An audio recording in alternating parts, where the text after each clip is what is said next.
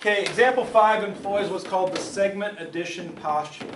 Let me real quick, I'm going to go back a slide here and just get an empty space. Let me show you what the segment addition postulate says. Suppose we have a segment.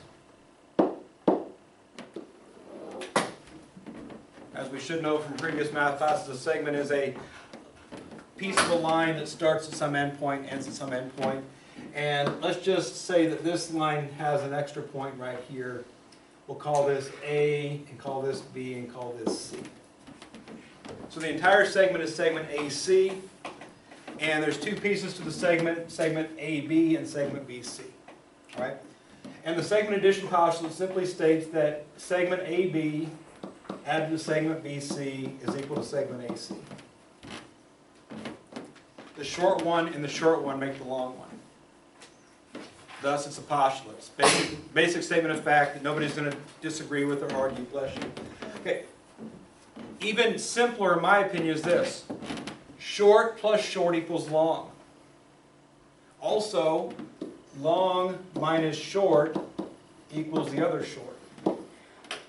Or long minus the other short equals the first short. All three of those are the same basic statement. All right? So in general, when you see this picture on your paper, one of two things is going to happen. You have two short segments, then with the long segment you have to add them up. You'll have the long segment and one of the short segments, you have to subtract them. Okay, more often than not, the segments will be mixed number form like these. All right, so it's up to you to determine whether you know it's short or long. And again, if you get two shorts, you add them together. If you get a short and a long, you subtract them. So notice here, we have ABC. It says segment AC measures 10 1/4 unit. Is AC a short segment or the longest segment? Longest. So 10 1/4 is long. AB, therefore, is going to have to be short, right? Yep. Can't have more than one long. And we're going to find out how big BC is. BC is the other short.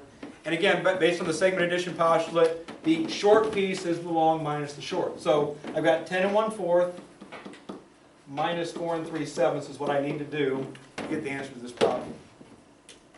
Okay, anytime I see a problem that involves a figure, I want to draw an equation or a number sentence that's going to help me answer the question. Okay, so basically, instead of the previous problems where here do this, you had to actually determine what the problem was. Okay, so you write down what the problem is supposed to be. Then we go about the process we just laid out. I got mixed number minus mixed number, not the common denominator happening. So vertically, 10 in some fraction minus 4 in some fraction. Common denominator is? 21. Nope. 28. 28.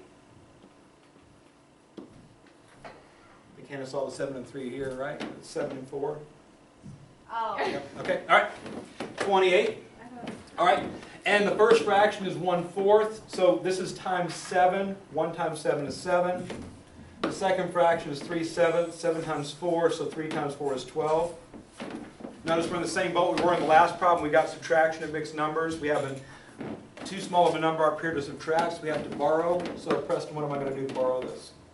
You're going to take 1 from 10 and add 24 or 28 to...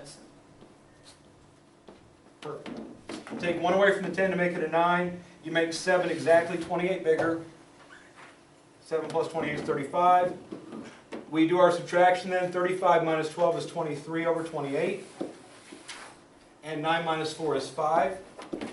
Notice that this problem says 10 1/4 units, 4 3/7 units. So the unit of this problem is units. So I'm going to write units next to that. Okay, if it said meters, you put meters, miles, you put miles. So whatever unit's in the problem, make sure you put the same unit on your answer on a problem like that. Those segment problems almost always have units attached to them, so make sure that you're doing that.